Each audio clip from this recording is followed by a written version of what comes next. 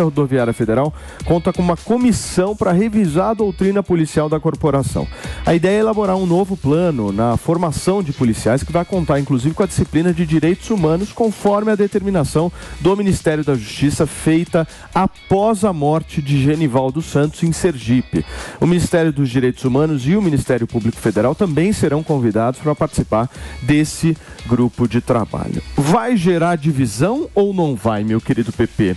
Eu olho para a divisão e olho para você. Não sei por quê. Não deveria, Paulinho. Não deveria, né? Infelizmente, quando a gente fala em segurança pública, parte da esquerda não gosta desse debate e parte da direita não entende que segurança pública e direitos humanos podem conviver harmonicamente, né? Então, quando você fala em mudar a doutrina da Polícia Rodoviária Federal para saber e usar práticas de direitos humanos nas suas abordagens e nas suas atuações, é algo que eu vejo com bons olhos, sim, não é? Mas esse é um tema que divide realmente as pessoas, né? A esquerda não se apropria do debate sobre segurança pública e, quando se apropria do debate, ela quer trazer uma visão somente dos direitos humanos, e a direita, quando vê segurança pública, esquece que direitos humanos também é importante, né? Então, a gente tem que criar uma política de segurança pública eficaz, eficiente e que respeite também os direitos humanos. Eu acho que não são coisas inconciliáveis. Pelo contrário, dá para conciliar direitos humanos com uma política de segurança pública bem executada. Então, esse Genivaldo Santos que a gente citou na introdução do assunto foi aquele cara que foi preso no porta-mala, vocês lembram? Em maio do ano passado. Verdade. Foi preso no porta-mala e foi obrigado a inalar o gás lacrimogênio, né? E aí veio a falecer. Também tem vários outros casos, por exemplo... Recentemente a menina que recebeu um tiro. Então, uma menina de 3 anos de idade, exatamente. Ela estava dentro de um carro e o procedimento da Polícia Rodoviária Federal, quando uma vítima, quando um suspeito está fugindo, nunca é de atirar num carro, né? Não, esse procedimento ele é absolutamente equivocado. Sequer era um suspeito em fuga, né? O que aconteceu é que o policial achou que tinha escutado um tiro, presumiu que o tiro vinha daquele carro e atirou, mas era uma família que loucura, seguindo a né? vida com uma criança no banco de... Agora, vocês veem muita polêmica em ter direitos humanos numa formação de um policial? Não é polêmico. Tem que ter os direitos humanos, sim, são direitos fundamentais, é preciso que todo servidor público, na verdade, em especial aqueles que lidam com a segurança pública, tenham conhecimento sobre o que são direitos fundamentais. Eu só acho errado nessa coisa da Polícia Rodoviária Federal a ideia de revisar a doutrina policial. Porque revisar é um termo muito forte, parece que está tudo errado, tem que refazer, Paulinho. E não é bem assim. Toda a doutrina precisa ser aprimorada ano após ano, à medida em que as coisas vão evoluindo, à medida em que as ocorrências vão mostrando o que precisa ser melhorado, mas revisar dá a impressão de que está tudo errado e na verdade não está. Aquele caso já citado do rapaz que foi colocado no chiqueirinho lá do camburão e com gás e tal, aquilo não está na doutrina policial. Nem atirar. Tá. A doutrina policial, se fosse seguida, não teria nem o cara preso com gás lacrimogêneo, nem alguém que teria recebido um tiro. Aliás, na doutrina policial nem existe no Brasil a ideia da perseguição, a coisa do filme de ação, né? Os policiais não podem perseguir. O que eles fazem, tecnicamente, é um acompanhamento. Então, aquela ideia de atirar no pneu para furar o pneu, ou bater com a viatura no carro, ou sair atirando atrás de um carro que está fugindo, isso é coisa de filme. Na doutrina policial não existe, nem da Polícia Rodoviária Federal e nem das polícias militares. Então não precisa revisar, é um termo, acho que até revanchista muito forte, como se tudo tivesse errado. O que a gente precisa é aprimorar, fazer os treinamentos periódicos para todo mundo estar sempre atualizado. Nunca é demais lembrar o policial da doutrina, mas revisar é demais. Você concorda, Maninho? Eu acho que o verbo aí importa menos do que o que é importante, que é o fato de que polícias têm como dever principal justamente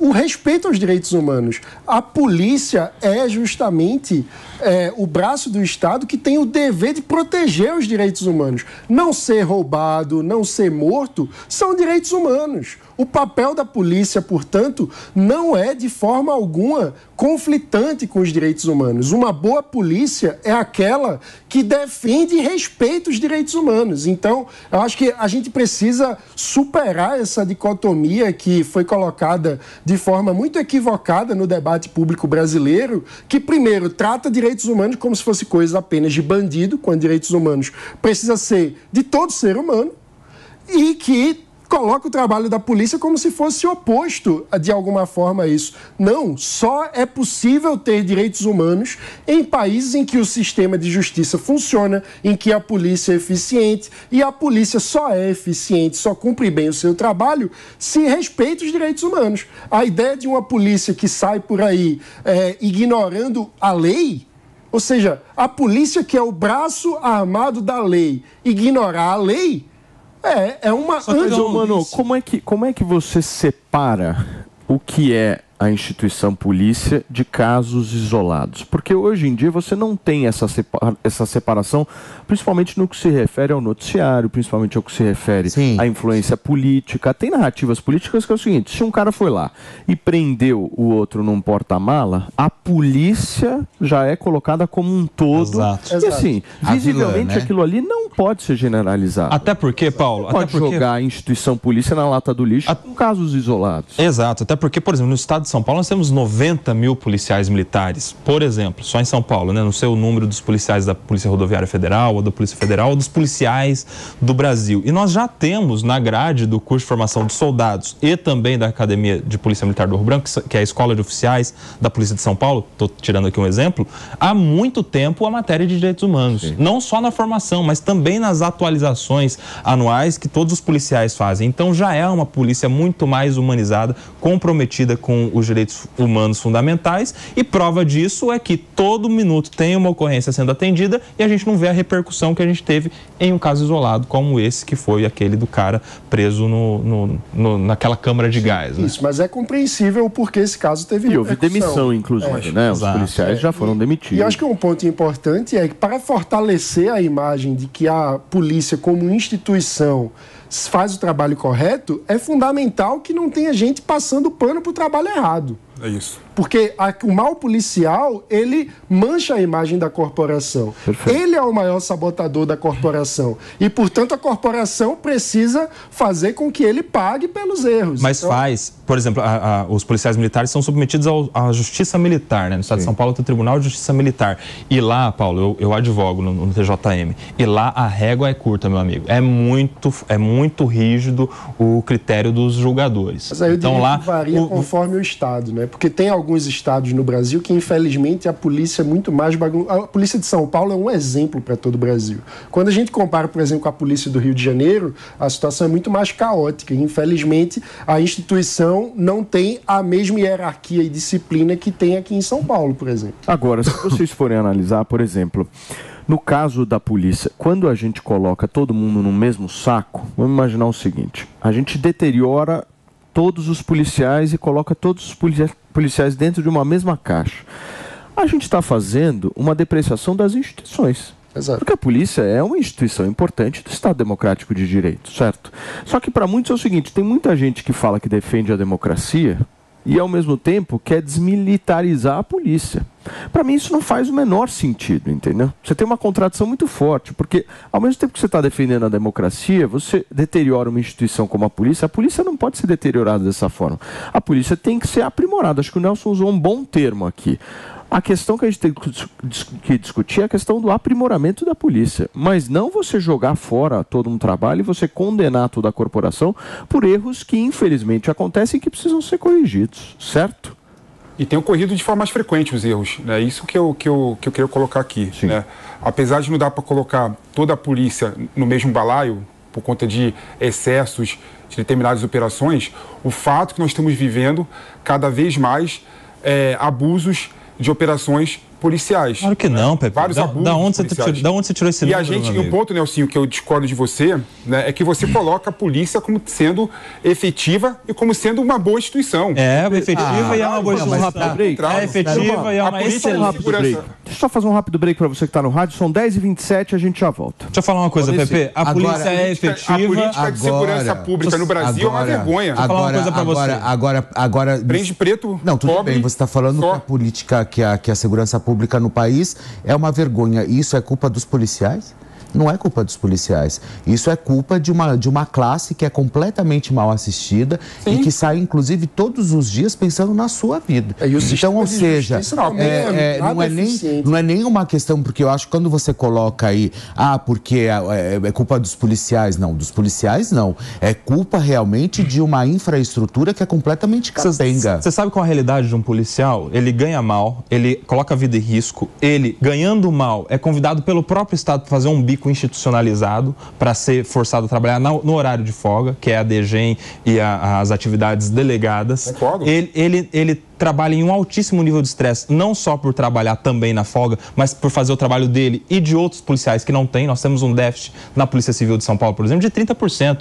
E não é desse governo, é um histórico de muitos anos que foi deixando de repor os policiais. Então, neste estado de estresse altíssimo que o policial trabalha, é claro que tem erro, porque é ser humano. Um erro ou outro vai acontecer porque não são robôs. Dados, PP, você traz esse aumento? Com base em que dados? Não, por exemplo, me traga dados. Te dou um exemplo concreto. Como um bom esquerdista, você tem que me trazer dados e não narrativas. Que narrativas? Não tem. Eu sou a pessoa dos dados. Não tem fonte. Por exemplo, para você ter uma ideia, quando o governo do Estado de São Paulo resolveu colocar as câmeras nos uniformes policiais... Diminuiu o número. Diminuiu em 87% o nível de letalidade policial. Por quê? Por pouco. Porque eles estão inibidos de atuar, meu amigo. Claro. Conversa. Diminui o confronto. Claro que diminui, não. Essa imagem só vai servir para punir o cara. As câmeras são excelente política pública. Um aumento das ocorrências, um aumento de apreensões e uma diminuição do número de abuso e da letalidade. Então, as câmeras são, inclusive... já que é tão bom assim, podia colocar no peito do político, do promotor, do governador, do deputado, todo mundo. E outra coisa. Aí seria ótimo, né? Aí vai aumentar a produtividade do Congresso. Já pensou? Aumentar a produtividade do governo. Seria ótimo. Você é contra ou não, senhor? Eu sou contra porque o argumento é o seguinte, Paulinho. O argumento é o seguinte: a câmera serve para proteger o policial. É um instrumento de defesa para ele mostrar que ele está certo. Para começar, no nosso Estado, a presunção já é de inocência, já é de legitimidade da polícia. Segundo, se é um meio de prova do policial, tem que ser uma opção. Porque ele é que tem que escolher se ele vai se utilizar ou não daquela proteção. E, na verdade, a gente sabe que a premissa das câmeras é para punir policial, meu amigo. Policial ruim. Não é policial ruim. Você sabe por quê? Você sabe por quê? Porque numa hora de uma ocorrência... Deixa eu te contar, PP. Numa hora de uma ocorrência, são segundos para uma tomada de decisão que pode ser letal.